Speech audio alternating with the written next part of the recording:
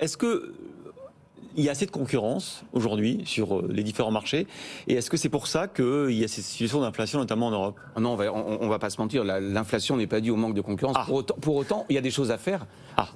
C'est pas symétrique. Pour autant, il y a des réformes intéressantes à faire. La concurrence, vous savez, ça évite les rentes injustifiées. Donc je dis pas que c'est l'alpha et l'oméga. On va pas passer de 6,5% d'inflation à 2% par des réformes concurrentielles. Mais je trouve que c'est dommage qu'on n'entend jamais dans le paysage des solutions. On entend plein de solutions.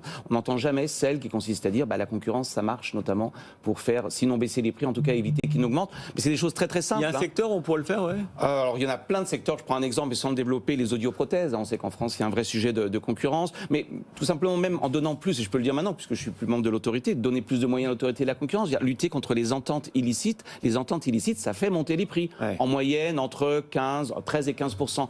13 et 15%, c'est quand même relativement important. Vous voyez, des choses assez simples qu'on a du mal à faire entendre parce que ça n'est pas le grand soir. C'est sûr qu'en jouant sur le levier concurrence, vous ne faites pas la réforme majeure. Mais vous savez, une somme de petites réformes sectorielles, ouvrir des secteurs à la concurrence, lutter contre les pratiques anticoncurrentielles, à la fin, ça fait des gains de pouvoir d'achat. Est-ce que vous vous souvenez du slogan de Leclerc dans les années 70 ? Tout ce que je n'ai pas le droit de vous vendre, vous le payez trop cher. Vous payez trop cher, oui. Mais c'est pas complètement faux. Mais non, c'est même plutôt vrai actuellement, Éric Delannoy. Oui, il y a une limite à ça qu'on est en train de voir arriver, mais gros comme une maison. Elon Musk, on a donné un exemple encore le week-end dernier, c'est qu'il y a aujourd'hui tout un secteur, le secteur numérique, qui par rapport à la concurrence, on est dans un secteur concurrentiel, mais avec des acteurs qui sont tellement gros que la concurrence ne joue plus.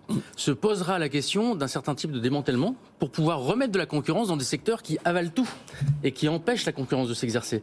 Pas par des pratiques anticoncurrentielles, c'est-à-dire des réglementations trop importantes, mais par le simple fait qu'ils sont devenus trop gros. Et en étant trop gros, il n'y a plus de concurrence. Les situations de monopole de fait avec un Google qui a une trésorerie équivalente à celle d'un pays, c'est que dès qu'il y a un concurrent qui arrive, on l'achète et donc on l'annule.